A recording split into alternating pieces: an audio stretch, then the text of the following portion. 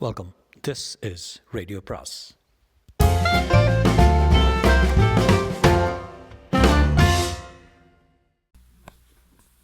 அனைவருக்கும் அன்பு வணக்கம். ஜெயமோகனின் இரவு அத்தியாயம் 23.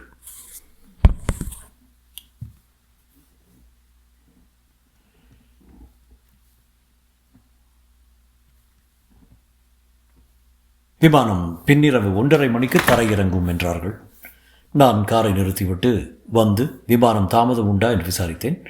நீலக்காலர் கொண்ட சீருடை அணிந்த பெண் இல்லை என்று சொன்னாள். அவள் முகமெங்கும் பருக்கள், ஆனால் சிவந்த முகத்திற்கு பருக்கள் அழகாகவே இருந்தன. ஃபாதர் தாமஸ் என்றால் உடனே அவளிடம் தேங்க்யூ, யூ லுக் பியூட்டிஃபுல் என்று சொல்லியிருப்பார். அடுத்த முறை அவளை சுதந்திரமாக ரசிக்க முடியாமல் ஆகும். நான் அவளை பார்த்தபடி தேங்க்யூ என்ற பின் ஒரு காஃபி சாப்பிட்டேன். தாய் ஏர்வேஸ் விமானம் ஹாங்காங்கிலிருந்து வரும் தகவலை ஒலிபெருக்கி சொன்னபோது சென்று வரவேற்பு கும்பலில் நின்று கொண்டேன். விமானம் வந்து இறங்குவதற்கான நேரம், பயணிகள் வெளிவருவதற்கான நேரம், பெட்டிகள் தூக்கி பட்டையில் வெளிவருவதற்கான நேரம், அனைத்தையும் மானசீகமாக கணக்கிட்டபடி நின்றேன். 40 நிமிடங்கள் கழித்து தாமஸ் ஒரு தள்ளு வண்டியை தள்ளியபடி சுற்றும் முற்றும் பார்த்து கொண்டு வந்தார். நான் கை வீசினேன். ஆ, சரவணன் என்றார் தாமஸ். நான் அவரை அணுகி அவரது தள்ளுவண்டியை வாங்கி கொண்டேன். எப்படி இருந்தது பயணம்? ஃபைன், நன்றாக தூங்கினேன். தள்ளுவண்டியுடன் சாலையை கடந்தோம். சீனா எப்படி இருக்கிறது? இன்னும் 10 வருடத்தில் கர்த்தரிடம் வந்துடுமா? வாய்ப்பே இல்லை. ஆனால் போப்பிடம் வந்துவிட வாய்ப்பு இருக்கிறது என்று சிரித்தார். காரில் பெட்டிகளை தூக்கி வைத்தேன். நல்ல இடம் இருக்கிறது, ஏகப்பட்ட பொருட்கள் வாங்கியிருக்கீங்க. ஐயையோ, எல்லாம் பரிசு பொருட்கள், கிளம்பும்போது தந்து கொண்டே இருந்தார்கள் என்றார். நான் காரை கிளப்பினேன். சரவணன், நீங்கள் சொன்னது உண்மை. சீனா சீக்கிரமே கிறிஸ்தவமாகிவிடும். ஏன் என்றேன். அங்கே பிரம்மாண்டமான தொழில் வளர்ச்சி, மிக கடுமையான உழைப்பு இல்லாமல் அது நடக்காது. இயந்திரம் போல மனிதனை வேலை செய்ய வைக்க வேண்டும் என்றால் மகிழ்ச்சி என்பது பணத்தில் இருக்கிறது என்று மக்களை நம்ப வைக்க வேண்டும். முதலாளித்துவம் அதற்காக பொம்மைகளை உருவாக்கி கொண்டே இருக்கும். செல்போன்கள், கம்ப்யூட்டர்கள், கார்கள், விமானங்கள், துப்பாக்கிகள், அவற்றை வாங்கி மகிழ்ச்சியை அடைவதற்காக மக்கள் இரத்தத்தை வியர்வையாக ஆக்குவார்கள். ஃபாதர் சிரித்தார். கிறிஸ்தவ மதம் உலகம் முழுக்க எப்படி பரவியது என்றால், லௌகீகமான பொருட்களை கோரி கடவுளிடம் மிக உருக்கமாக, மிக நம்பகமாக பிரார்த்தனை செய்ய கற்பிக்கும் மதம் இதுதான். சீனர்கள் என்ன கேட்குறாங்க என்றேன். என்ன கேட்பாங்க? பாவப்பட்ட ஜனங்கள் செல்போன் கேட்கிறார்கள் என்று சிரித்தார். அவர்கள் ஏமாற்றம் அடையத்தான் கிறிஸ்தவத்துக்கு வாய்ப்பு அதிகம். ஆரம்பத்தில் உழைக்கலாம், சம்பாதிக்கலாம் என்றெல்லாம் தோன்றும். பிறகு இது எதுவும் அவர்கள் கையில் இல்லை என்று தெரியும் போது கடவுளுடன் பிரார்த்தனை செய்ய வருவார்கள். தேவாலயங்கள் நிரம்பி வழியும். எங்களுக்கு வேலை தேடித்தாருங்கள் கர்த்தாவே, எங்கள் பிள்ளைகளுக்கு வேலை தேடித்தாருங்கள் கர்த்தாவே, எங்கள் சம்பளங்கள் கூட்டித்தாருங்கள் கர்த்தாவே, நீங்கள் ஒருவரே போதுமே, திருச்சபைக்கு பெரிய தடையாக குறுக்கே படுத்து விடுவீர்கள் என்றேன். அந்த யூத ஆச்சாரியால் தான் பிரச்சனை. அவனை வைத்துக்கொண்டு உருப்படியை பிழைக்க முடியாது. நான் சீனாவுக்கு திரும்ப போவதாக இல்லை, என்னை கிட்டத்தட்ட வராது என்று சொல்லிவிட்டார்கள் என்றார். ஆத்ம அறுவடை என்னாகிறது என்றேன். அங்கே அறுவடை இன்னும் ஆரம்பிக்கவில்லை. விதைத்து முளைத்திருக்கிறது. கடுமையாக பூச்சிக்கொல்லி அடித்து கொண்டிருக்கிறார்கள். உன் வீடு என்ன நகரத்துக்கு வெளியே இருக்கிறது? நான் ஆமாம், வண்டலூர் தாண்டி என்றேன். ஓ என்றார். மலையாள ஓ அது. சற்று நேரம் கார் அமைதியாக சென்றது. மறுபடியும் எர்ணாகுளம் போகவே இல்லையா என்றார். ஆமாம் என்றேன். போக தோன்றவில்லை. அங்கே தொழில் முறையாக போக வேண்டிய தேவையும் இல்லை. எப்படி போகிறது தொழில்? இது ஆலோசனை தொழில் தானே, நன்றாகவே போகிறது என்றேன். மேனன் 4-5 கடிதங்கள் போட்டிருந்தார். அதே கம்பீரமான ஆங்கிலம், அழகான வாதகதிகள். இப்போது ரிஷிகேஷில் இருக்கார், ஒரு ஆசிரமத்தில். கஞ்சஞ்சங்கா ஏறும் அளவுக்கு உடல்நிலை நன்றாக தான் இருக்கிறது. சாலையின் நிலாவரிசைகள் காரின் வேகத்தில் இணைந்து இரு ஒளி நதிகளாக பின்னால் பீரிட்டு ஓடின. நீ அன்றைக்கே கிளம்பி போய்விட்டாய் என்று 4 நாட்கள் கழித்து தான் தெரிந்து கொண்டேன் என்றார். ஆமாம், அது ஒரு கொந்தளிப்பான மனநிலை. நான் என் வசத்தில் இல்லை. நீலிமா எனக்கு ஒரு கடிதம் எழுதியிருந்தா, என்ன அவள் கட்டுப்படுத்துவதில்லை என்று. ஏன்னோ அதன் பிறகு ஒரு கணம் கூட அந்த வீட்டில் தங்க முடியாது என்று தோன்றிவிட்டது. உடனே கிளம்பிட்டேன். விமானத்திலா? இல்லை, காரில் என்றேன். ஓ என்றார் தாமஸ். அப்போது அந்த மனநிலையில் வேகமாக கார் ஓட்டி நேரடியாக விலகி வர வேண்டும் போல் இருந்தது. தாண்டுவது வர மிதமிஞ்சிய வேகத்தில் ஓட்டினேன். எதிர வந்தவர்களெல்லாம் பதறி விலகினாங்க. பல லாரிக்காரர்களை கையை நீட்டி திட்டினாங்க. விபத்து இல்லாமல் சென்றது அதிர்ஷ்டம். என் நரம்பு பதற்றத்தால் ஆக்சிலேட்டரை மிதித்திருந்தேன். மலை ஏற ஆரம்பித்ததும் கொஞ்சம் கவனமான நேர்ச்சாலையில் இருந்த அந்த வெறி வளைவுகளில் சுழ இல்லாமல் ஆயிற்று. வழியில் ஒரு சிறிய டீ கடையில் நிறுத்தி டீ சாப்பிட்டேன். ஃபாதர், என்னால் ஊகிக்க முடியாது என்றார். மனநிலைகளை ஊகிக்க முடியும் ஃபாதர், மனநிலை மாற்றங்களை தான் ஊகிக்க முடியாது என்றேன். மேலே போக போக நான் அமைதி அடைந்து கொண்டே வந்தேன். வளைவுகள் கவனமாக ஓட்ட வேண்டியிருந்தது என்பதுதான் காரணம். மனம் கொந்தளித்த நிலையில் கேரம்ஸ் ஆட ஆரம்பித்தால் சாந்தமாகிடும் அல்லவா? அது மாதிரி. கேரம்ஸ் என் பிரியமான உதாரணம் என்றார் தாமஸ். பிதாவிடம் மக்களை கொண்டு சேர்க்கிற ஸ்ட்ரைக்கர் தான் கிறிஸ்துவா என்றே. குருவாயிரப்பா என்றேன். தாமஸ் சிரித்தார். உசிலம்பட்டி தாண்டியதும் மலைக்கு மேலே ஏதோ ஒரு இடத்துல பக்கவாட்டில் ஒரு காட்டுச்சாலையில் திரும்பிட்டேன். அது ஒரு கிராமத்துக்கு சென்றது. அதிலிருந்து ஒரு மண் சாலைக்கு சென்றேன். அங்கிருந்து மீண்டும் வளைந்தேன். மூங்கில் வைத்து தடுத்திருந்த ஒரு தனியார் சாலைக்குள்ளே மூங்கிலை தூக்கி விட்டுக்கிட்டு சென்றேன். ஏதோ ஒரு எல்லையில் கார் போக முடியாமல் ஆகியது. அங்கேயே காரை விட்டுட்டு இறங்கி காட்டுக்குள்ளே சென்றுட்டேன். எத்தனை நேரம் நடந்தேன்னு எனக்கு தெரியாது. போய்கிட்டே இருந்தேன். வழியில் நிறைய பாம்புகளை பார்த்தேன். முட்கள் சிக்கி உடம்பெல்லாம் கோடுகள் விழுந்து ரத்தம் கசிந்தது. தாமஸ் புன்னகை மாறாமல் வைத்து கொண்டு கேட்டார். அவரது கண்கள் தீவிரமடைந்தன. ஒரு பாறைக்கு போய் சேர்ந்தேன். காட்டுக்கு நடுவே ஒளிந்து நிற்கும் பிரம்மாண்டமான யானை மாதிரி ஒரு கரும்பாறை. அது மீது ஒரு சில சிறிய நீரோடைகள் இருட்டுக்குள்ளே பளபளத்தபடி ஓடி சரிந்து மெல்லிய சத்தத்துடன் விழுந்தன. பாறையில் பல இடங்களில் வெல்வெட் மாதிரி பாசி, சில இடங்களில் கால் வழிக்கியது. அங்கேயே ஒரு சிறிய கல் மேலே அமர்ந்துக்கிட்டேன். கொஞ்ச நேரம் கழித்து படுத்துக்கொண்டு நட்சத்திரங்கள் நிறைந்த வானத்தையே பார்த்துக்கிட்டு இருந்தேன். அப்படியே தூங்கிட்டேன். நல்லது என்றார் தாமஸ்.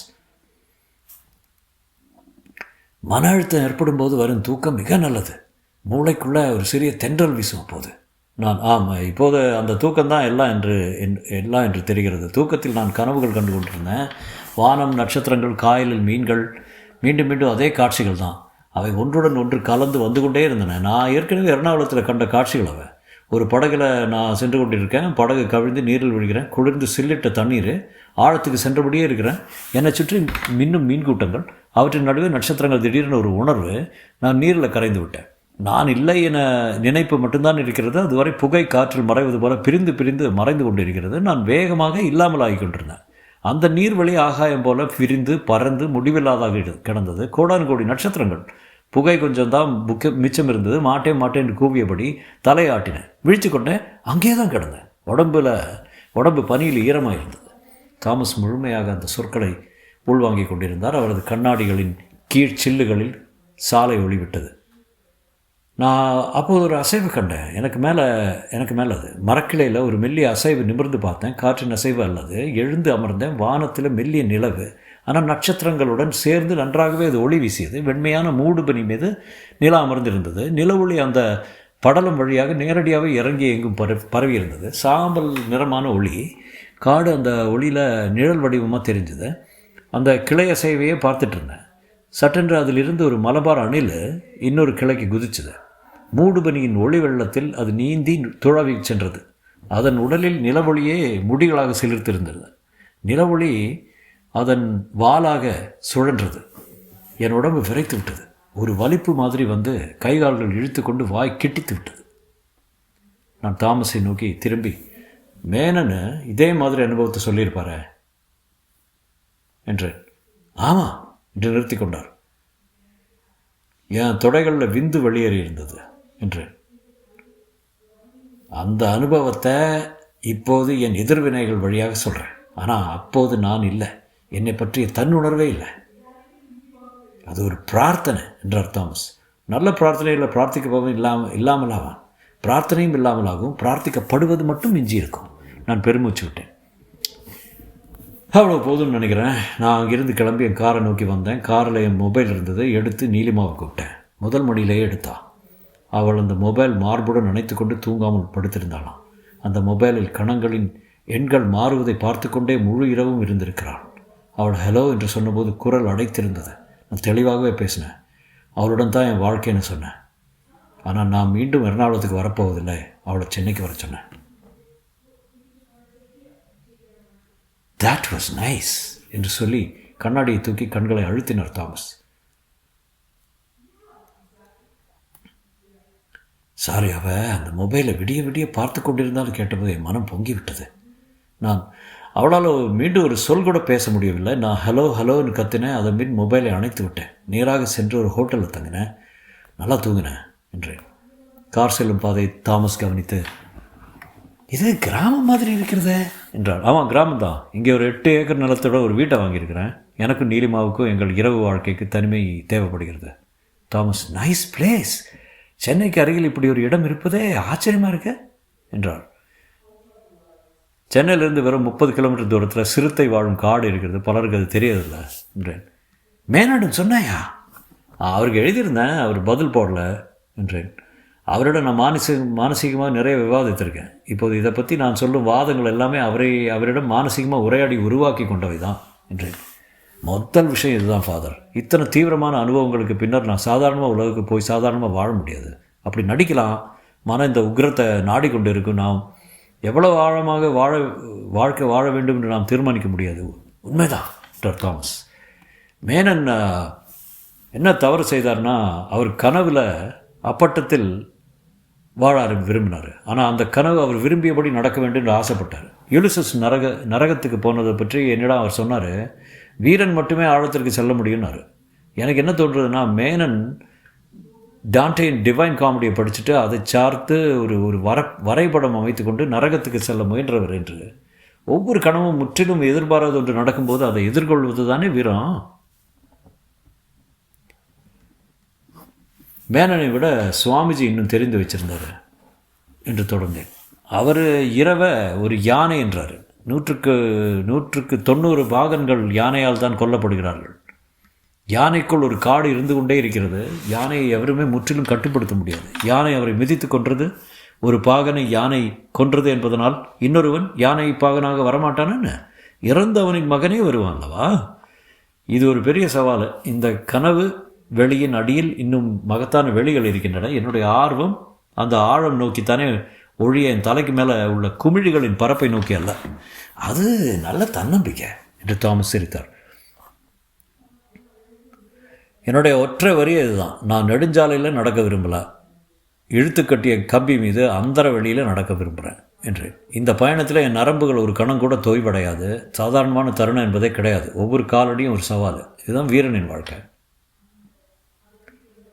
ஷரஸ்ய தாரா என்றார் தாமஸ். என்ன என்றேன். Razors edge. நாவீதனின் கத்தி முனையில் கூர்மை போல் நடப்பது போல ஞானத்தின் பயணம் என்பது. தாமஸ் மேன் ஒரு நாவல் எழுதியிருக்கிறாரு என்றேன். ஆமாம், நான் வாசித்ததில்லை. இது உபனிஷத்து வாக்கியம். என் குரு ஜார்ஜ் பூதக்காட்டில் அடிக்கடி சொல்வார். இந்த மேடு மீது தான் என் வீடு என்றேன். இரவு தனிமையாக இருக்குமே? இல்லை, இந்த நகரத்தில் கூட ஒரு இரவு சமூகம் உண்டு. மாலையில் கண் விழிப்பவர்கள். இப்போது நாங்கள் 7 பேர் இருக்கோம் என்று. எர்ணாகுளம் சமூகம் என்ன ஆயிற்று? அவர்கள் இப்போது நாயர் வீட்டில் கூடுகிறார்கள். அவர் அங்கே கொண்டாட்டமாக இருக்கார். எதிரே என் வீடு தெரிந்தது. பால்கனியிலும் வராந்தாவிலும் சிவந்த ஒளியுடன் விளக்குகள் எரிந்தன. ஜன்னல்கள் வாசல்கள் வழியாக செவ்வொளி தீஜ்வாலை போல தெரிந்தது. நெய் விளக்கா என்றார் தாமஸ். இல்லை, நான் ஹாலந்திலிருந்து வரவழைத்த விளக்குகளை நெய் விளக்கு போலவே ஒளியை அமைக்கலாம். ஒளி சன்னமாக அசைவது போல கூட வைக்கலாம். தானாக திறந்த முகப்பு வாசலை தாண்டி உள்ளே சென்றேன். வீட்டு வாசலில் நீலிமா நின்றிருந்தாள். அவள் இளம் சிவப்பு சேலை அணிந்திருந்தாள். செவ்வொளியில் அவள் 6 அடி உயரமான தழல் போல் இருந்தாள். முற்றும்.